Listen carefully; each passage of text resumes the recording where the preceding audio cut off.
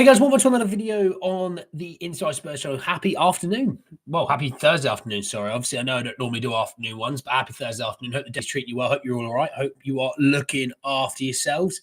It's cold today. I won't lie. It is cold. In this video, though, we are talking about a somewhat interesting game at the weekend. The Saturday 5:30 kickoff away to Manchester City, the Premier League champions. We were talking about the game. We were talking about Man City getting quite healthy and Spurs somewhat getting weaker. So we'll talk about when I get there. Just want to say, if you watch the issue news, subscribe. You're very much welcome to join us for the journey. Hey, Adiz, mate, how are we? He reckons we're screwed. Fair enough. I'm only like crazy worried about it. Fair enough, Tottenham. Afternoon, Spurs. How are you, buddy?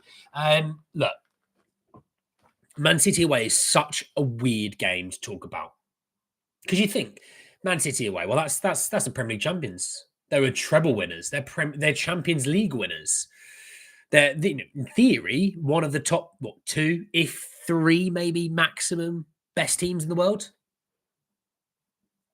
But Spurs always seem to turn up against them. And you normally would sit there and say, oh, it's because it's a big boy. And when you play a big boy, you take it up a level. Well, tell that against our terrible record against Chelsea and Liverpool and Manchester United over the years.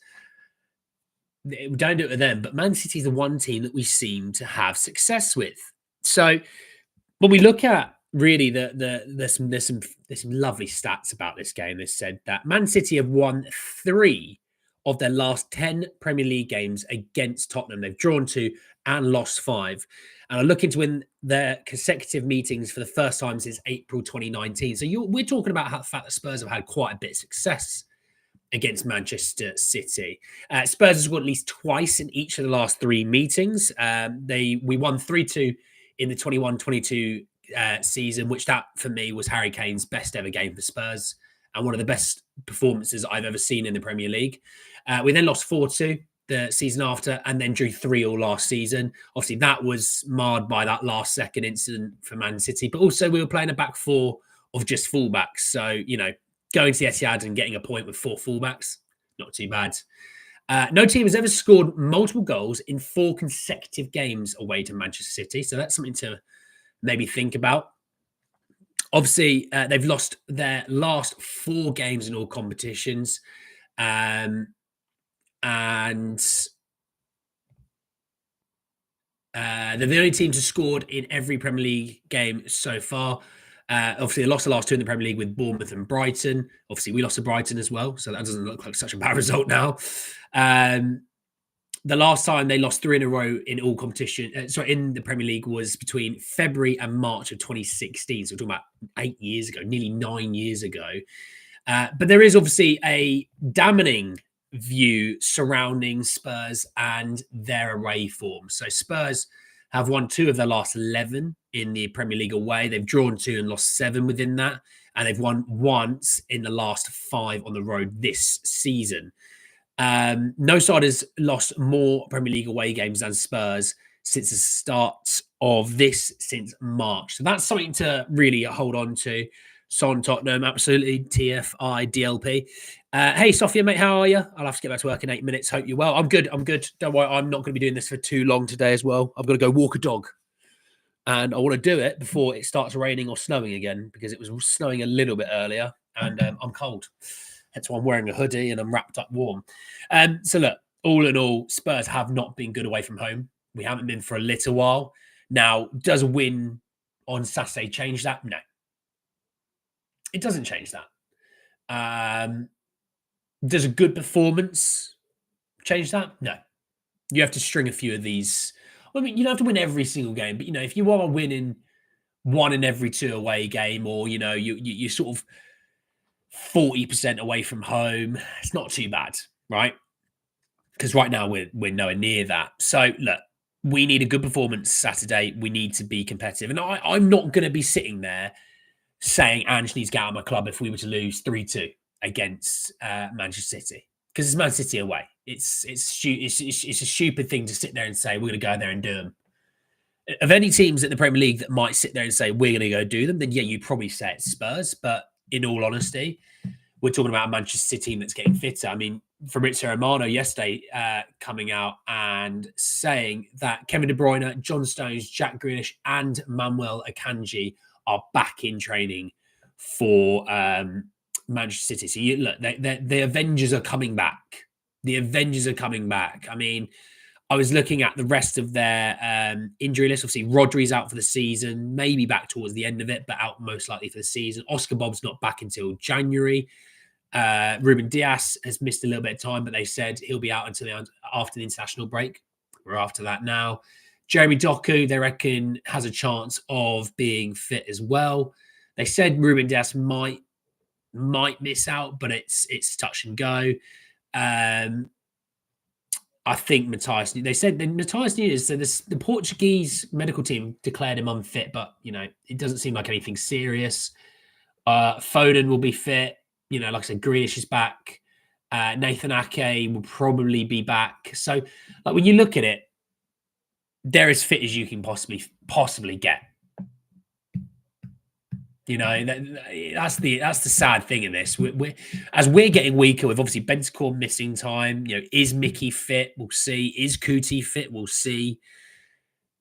They seem to have gotten healthier quite considerably. Who is my fave rapper? I like Lil Durk. There you go. Who would I take, Poch or Ange? I don't live in the past. I live in the now. So give me Ange. Doesn't mean I think Ange is better than Poch before someone cries. I live in the now. I don't live 5 years ago. And I don't think Poch would cook with this 11, if I'm honest. I don't. I think Poch could obviously do good things, but I don't think he'd cook. We're dealing with juggernauts. Poch dealt with a really good Chelsea team, and he dealt with a miraculous Leicester team, but City weren't very good. Manchester United weren't very good. Arsenal were hit and miss. They had one good season out of those two. And just dealing with treble-winning City, a resurgent Liverpool side that weren't existing around that time. Arsenal are better. Manchester United are worse. Chelsea were worse, but are getting better now. So it's all about the eras, you know what I mean? But look, they're getting healthier, they're getting fitter. For us, obviously, we know we're missing Rodrigo Bentancur through the suspension. It'll be the first of the 7 games. It may be dropped to 6, but it is definitely the first of the 7 games. We'll be talking about, obviously, Sonny looks to be somewhat fit. Solanke didn't play too much of international break, so should be ready to go. Johnson scored and assisted in his last game. Obviously, Sonny scored, I know. But Johnson should be coming in with a bit of momentum. We'll have to see if Timo's back fit and healthy. Mikey should be back from illness, hopefully. Bissouma, good international break for Bissouma. Pape didn't play too many crazy minutes, so Pape should be fairly fit. Dejan Kulusevski's coming in red-hot form. The deck he had is here Saturday. Kulusevski loves Manchester City away, and we're going to need probably another good quality performance from him. Destiny played some minutes, but nothing too crazy of international break. Obviously, Mickey missed out due to injury. Let's see if Mickey's fit. They said he'd be back after the international break, so we'll see tomorrow from Ange. Romero, let's hope if there is an injury, it's very minor, because we're going to need at least one of those centre-backs to be able to play. Dragoshin, there was talk about Dragoshin maybe picked up a knock, wasn't there, or something like that, but I haven't seen anything on that yet. And Porro played for Spain, but didn't play in the second game, so he should be somewhat fit. Obviously, Vic will be back as well. Lots of interesting dilemmas for this team today on Saturday, because you think, well, Vic will be in goal, Destiny at left back, Porro at right back. You're going to think Dragoshin at centre half, he's good to go. And then if one of the other 2 centre halves can play, they're playing. If not, it'll be Ben Davies. The midfield 3 will be Bissouma. It'll be Dejan Kulusevski. And I think Pape. I would like Pape to play in this game. I'm not saying I don't rate Maddison. I'm just saying in this sort of game, I feel like a bit of energy and box-to-box style will be needed. Bissouma will be needed to play off the press. We're going to be able to have to beat a man or two here and there. And Bissouma, of all of our midfielders, is best for that. So we're going to need it. We're going to need Biss to have a really good game. I'll talk about why in a minute. And then your front 3, Sonny, Solanke, and obviously Johnson. My hair is all over the place. Apologies. I've got horns. No, got horns. Ignore me. Decky had. Absolutely, Indiana. How are you, mate? Look, for me, if we're going to have any real luck of picking up good points in this game, I think the most important player is going to be Basuma. We're going to need Basuma to have one of those 8, 9 out of 10 performances that he is able to drop us, but we're going to need it. We're going to need Kulusevski to have a bit of a banging performance as well. Sonny, or one of the front three, has to be at it. Has to be at it. You know, I could see it being Johnson because Johnson's had success with Gavardio. You know, Gavardio, for the fact that he is a good defender, isn't the quickest. And if you can get Johnson with a head of steam, he will cause Gavardio some issues.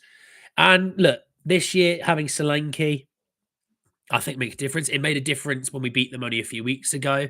And that's something as well that we need to be going into that game with a bit of confidence. Look, only a few weeks ago, we did beat them. So go into this game knowing they can be beaten. Now, that was, yes, a weaker Man City side. This is going to be a much stronger Man City side, but you did beat them. And you weren't that healthy and fit either. So we've got to be up for it. And yeah, that wasn't our strongest team. That's the other thing we can hold on to. That wasn't our strongest team.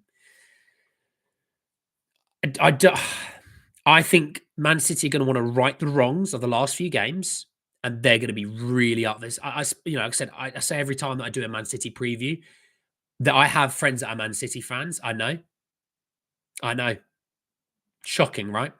And they don't mind Tottenham. They don't hate them. It's not like a Manchester United or Liverpool or something like that. They don't hate them, but they don't like us because we live rent free in their head for some reason. I don't truly understand it. The parameters of it all doesn't make me any more aware of it, really. But that, this is a game they look at. Ignore the thumbs up. This is a game they look at every single year and go, "We want to do them," because we are a bit of a kryptonite. We do go to the Etihad, we pick up points.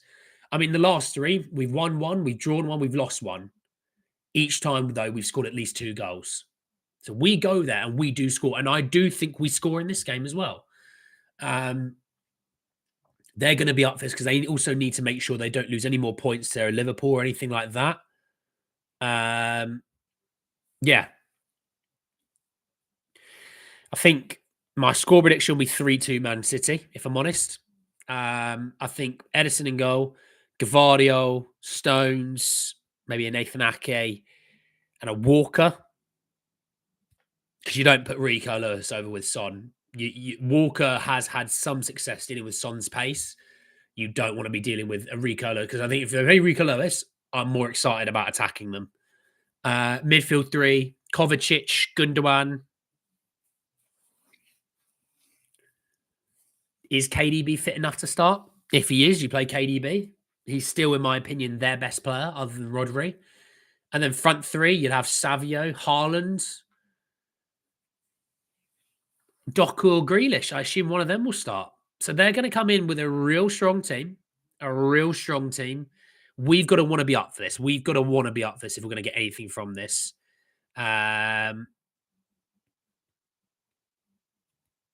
We've got their number found.